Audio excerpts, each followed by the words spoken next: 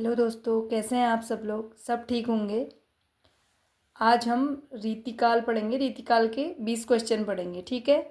पहला क्वेश्चन है, रीतिकाल की सर्वाधिक व्यापक प्रवृत्ति है। जो रीतिकाल की सर्वाधिक व्यापक प्रवृत्ति है वह है नायिका भेद और श्रृंगार विवेचन, ठीक है। अगला प्रश्न है, कवियों का जन्मकाल के अनुसार क्रम निर्धारण है। कवियों का जन्म कब हुआ था उसके अनुसार जो क्रम निर्धारण है वह है, पहले हैं रहीम, इनका जन्म हुआ था 1556 में, ठीक है। दूसरे हैं घनानंद, इनका जन्म हुआ था 1673, ठीक है। अगले हैं रसलीन, इनका जन्म हुआ था 1689 में, 89, ठीक है। अगले हैं ठाकुर, इनका जन्म हुआ था 1766, सॉरी, पहले रहीम, घनानंद, रसलीन और ठाकुर, ठीक है। अगला प्रश्न है, रीतिकाल में किस रस की प्रधानता काव्य में रही है। रीतिकाल में किस रस की प्रधानता रही है, श्रृंगार रस की, ठीक है। अगला प्रश्न है, रीतकालीन कवियों की काव्य भाषा क्या थी। रीतकालीन कवियों की काव्य भाषा थी ब्रज भाषा, ठीक है। अगला प्रश्न है, रीतियुगीन कवियों का सर्वाधिक प्रिय छंद रहा है। जो रीतिकाल में जो कवि थे उनका सर्वाधिक प्रिय छंद है सवैया, ठीक है। अगला प्रश्न है, आचार्य रामचंद्र शुक्ल ने रीतिकाल का प्रवर्तक आचार्य किसे माना है। रामचंद्र शुक्ल ने रीतिकाल का प्रवर्तक आचार्य माना है चिंतामणि को, ठीक है।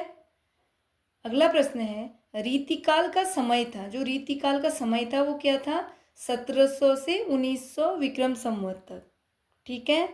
अगला प्रश्न है, आचार्य रामचंद्र शुक्ल ने उत्तर मध्यकाल को क्या नाम दिया। रामचंद्र शुक्ल जी हैं जो, उन्होंने उत्तर मध्यकाल को नाम दिया रीतिकाल, ठीक है।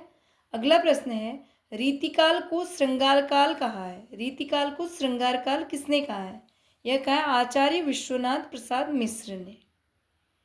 अगला प्रश्न है, रीतिकाल को अलंकृत काल कहा है। रीतिकाल को अलंकृत काल कहा है मिश्र बंधु ने।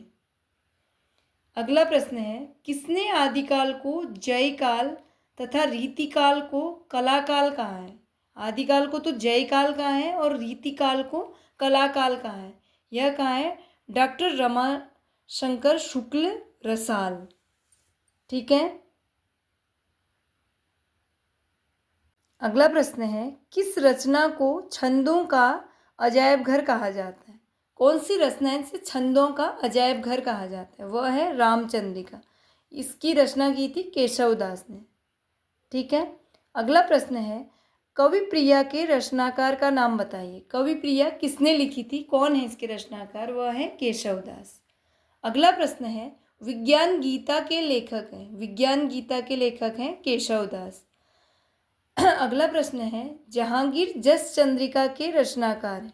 जहांगीर जस चंद्रिका के रचनाकार हैं आचार्य केशवदास। अगला प्रश्न है, भाषा बोल न जानी जिनके कुल के दास। यह कथन है केशवदास का, ठीक है। अगला प्रश्न है, यद्यपि सुजाति सुलक्षणी सुबरन सरस सूरत भूषण बिनुन विराजई कविता बनिता मित। यह पंक्तियां हैं, यह है केशवदास की, ठीक है। अगला प्रश्न है, आचार्य भिखारी दास कृत प्रमुख काव्य शास्त्रीय ग्रंथ है। यह है काव्य निर्णय और रस सारांश, ठीक है। ये भिखारी दास के ग्रंथ हैं काव्य निर्णय और रस सारांश। अगला प्रश्न है, शतरंज शतिका कृति के रचनाकार है।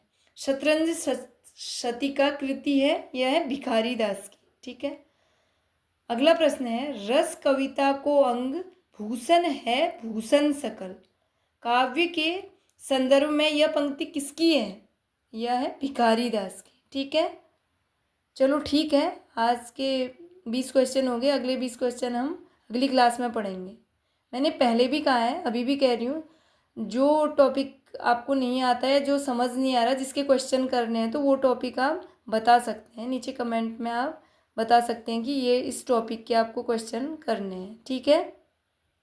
आपको मेरा पढ़ाया हुआ समझ आ रहा है, अच्छा लग रहा है, तो आप प्लीज़ चैनल को लाइक करें और सब्सक्राइब भी करें, ठीक है। और इसे शेयर भी कर सकते हैं आप अपने दोस्तों को जिनका हिंदी प्रवक्ता का एग्ज़ाम है, ठीक है। धन्यवाद।